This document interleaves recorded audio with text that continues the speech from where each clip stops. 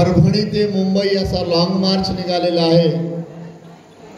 या लॉंग मार्चचे नेतृत्व करणारे चिरंजीव आशिष वाकोडे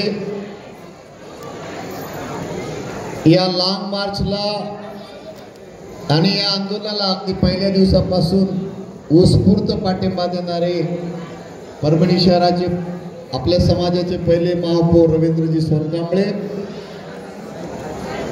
माझे अनेक वर्षापासूनचे मित्र आणि ज्यांनी आता 21,000 दिले आणि नागेवाडीला 30,000 रुपये देणार आहेत, असे या जालना जिल्ह्यातल्या आंबेडकरी चळवळीचा बुलंद आवाज विलासभाई डोळसे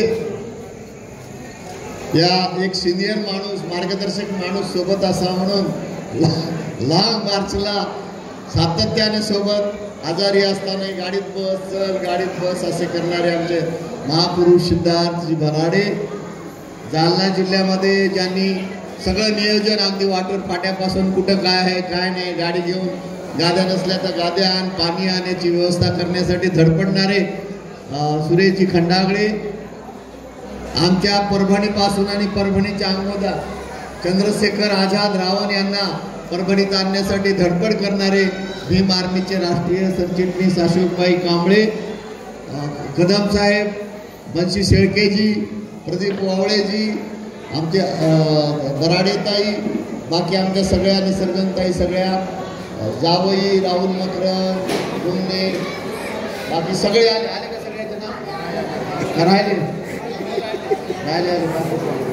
आणि या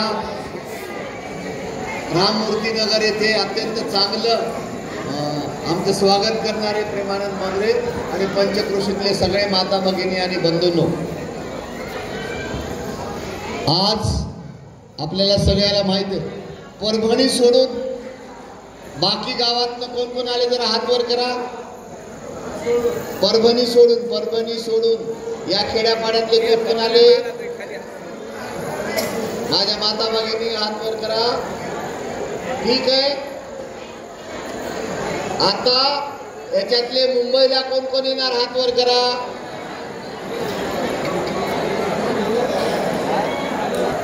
उद्या राममूर्ती पासून जालना शहरापर्यंतचा मी तुम्हाला हात वर करा म्हणणार नाही, कारण तुम्हाला सगळ्याला कंपल्सरी आमच्या सोबत यायचंय, बरोबर आहे?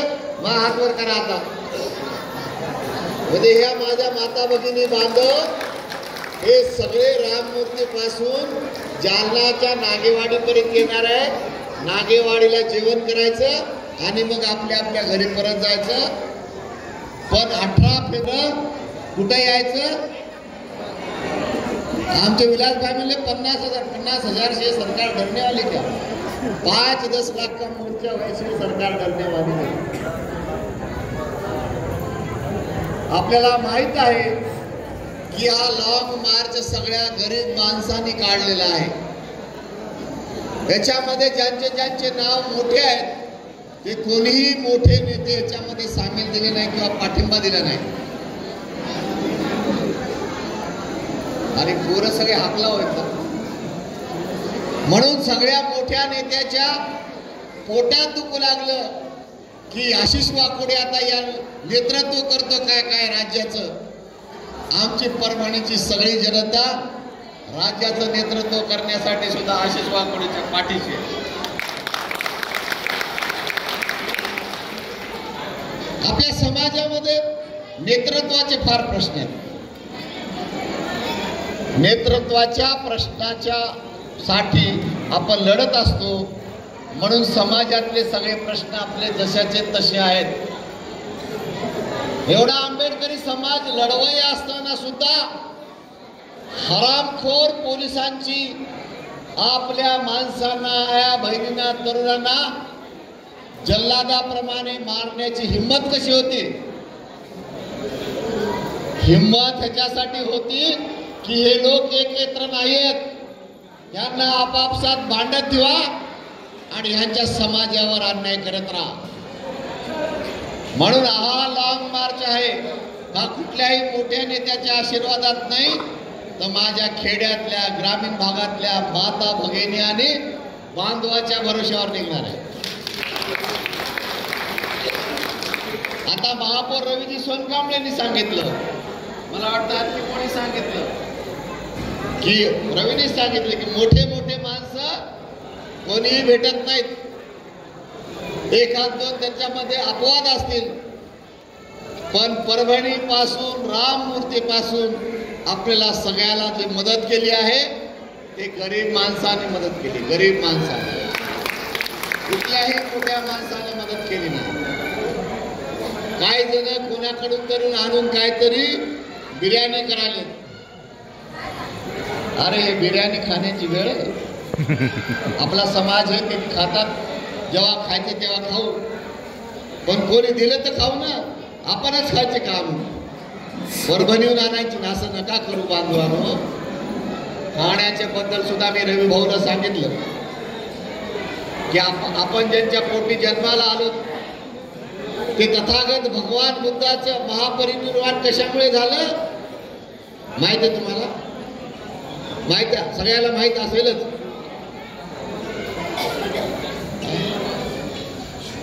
दानामध्ये भगवान बुद्धाचा नियम होता, दानात जे मिळालं ते खायचं. कुठल्या तरी नीच माणसाने दानामध्ये सडलेल्या डुकराचं मांस टाकलं आणि त्याचं पॉयझन हो भगवान बुद्धाचं महापरिनिर्वाण दिलं. त्याच्यामुळे मित्र हो, आपल्या लोकांनी आपल्या बांधवाने पुढे विष दिलं तरी खा. आग्रह करू नका की मला हेच मिळालं पाहिजे, कारण माझे माता भगिनी बांधव मजुरी करून, मजुरीतले 500-500 200-200 रुपये गोळा करून आपल्या सगळ्यांची सोय करत आहे. त्याच्यामुळे आपल्याला आग्रह नसावा.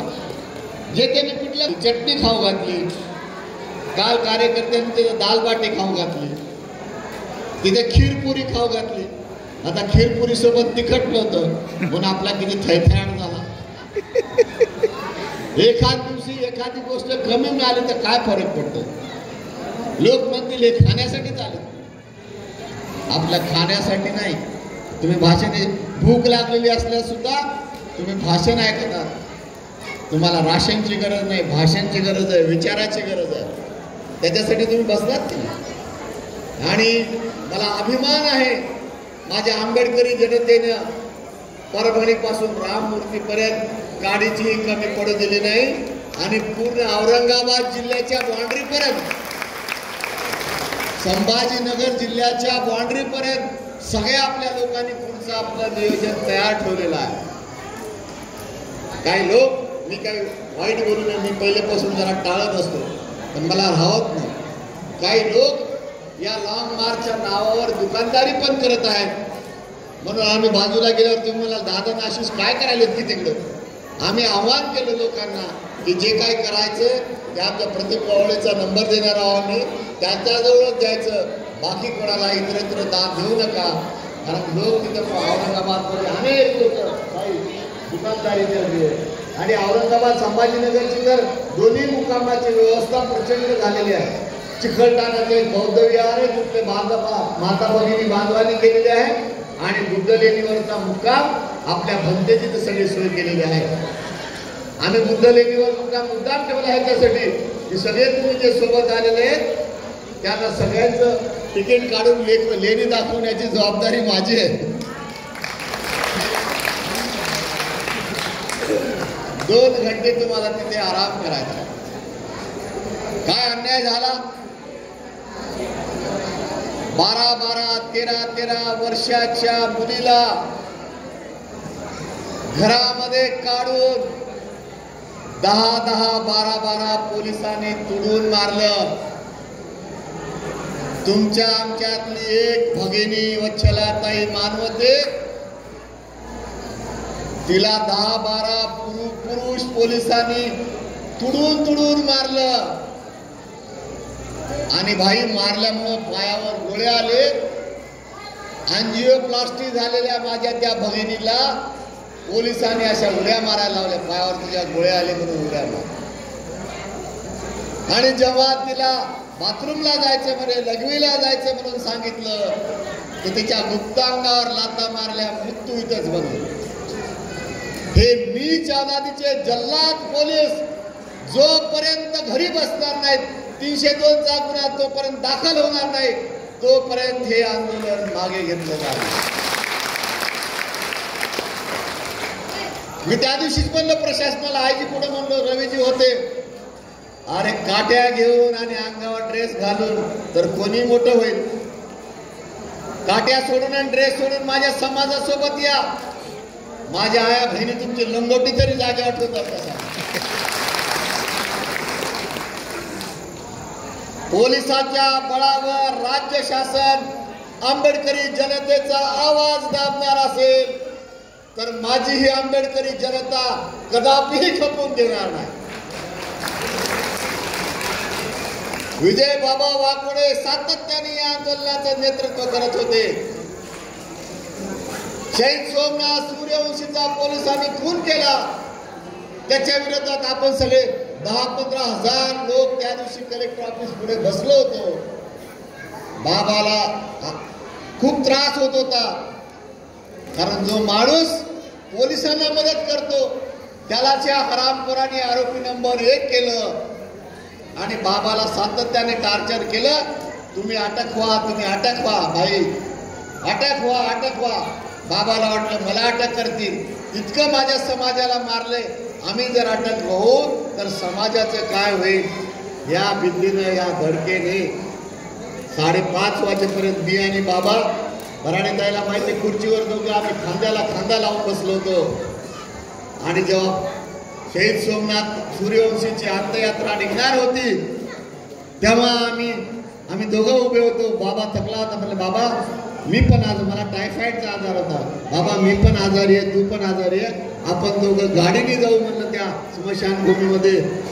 तेव्हा माझा मित्र मला खोटं बोलला, मला भीमराव क्रांती चौकामध्ये काही पोरं तोडफोड करायला गेलेत, आपण इकडे अंतविधीत असू आणि पोरं नव्याने कांड करतील, त्याच्यामुळे मी तिकडे चक्कर मारून येतो. 5:30 वाजताचा शेवटचा आमच्या दोघांचा डायलॉग. त्याच्यानंतर माझा मित्र मला बोललाच नाही. चळवळीचा ढाण्या वाघ होता.